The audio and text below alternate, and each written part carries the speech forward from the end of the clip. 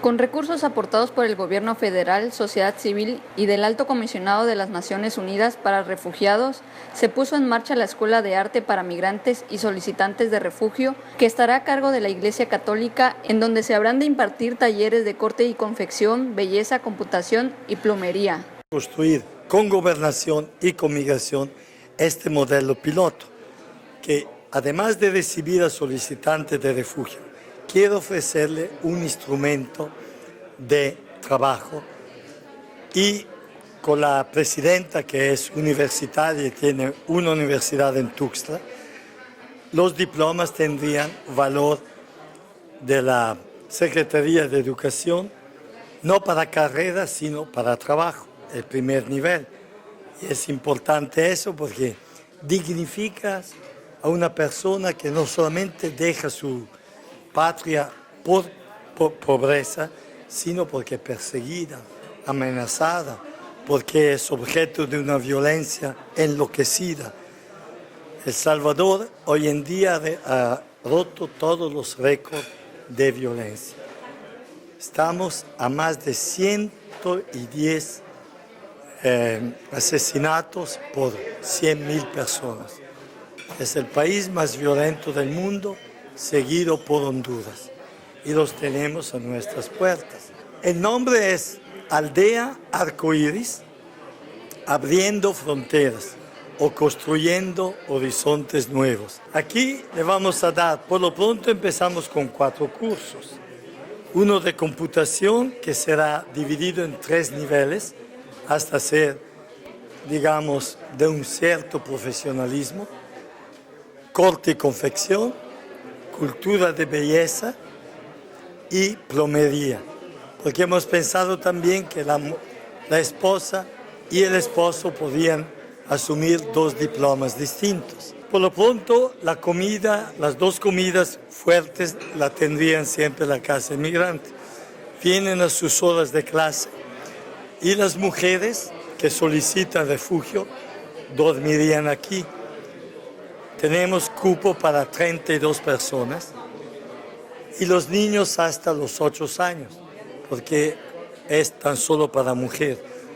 Los esposos o novios quedarían todavía en la Casa Inmigrante. Esta es la otra novedad, por eso es proyecto modelo.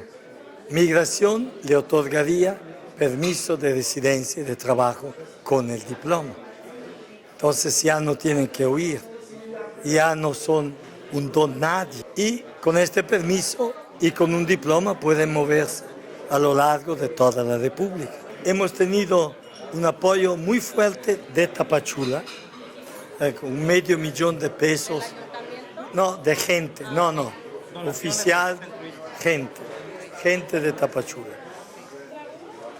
Gobernación dio un aporte fuerte. La sociedad civil, que están aquí presentes, que no son aquí de Chiapas, dieron otro aporte muy grande y todo el mobiliario, todo. Y ACNUR dio otro aporte, prácticamente son 3.200.000, llegaremos a 3.500.000, en 3 meses salió todo eso. Los otros 2 talleres que vemos importantes aquí sería cocina y repostería, porque hay muchas señoras que podrían encontrar trabajo con familias, pero la mayor parte no sabe cocinar o es aquella cocina muy sencilla que no le llega, digámonos. Hay niveles, hay gustos y con un diploma yo puedo pedirte algo más. Nosotros consideramos esta colonia de periferia. Todos aquellos que están con bajos recursos y que quieren una oportunidad, le abriríamos la puerta porque terminando un curso empezaríamos otros, ese ciclo continuo, con una pequeña recuperación, sí. Y si no, la providencia ayuda. porque tenemos una fundación que ya por 3 años nos ha asegurado por lo menos maestro y lo fundamental.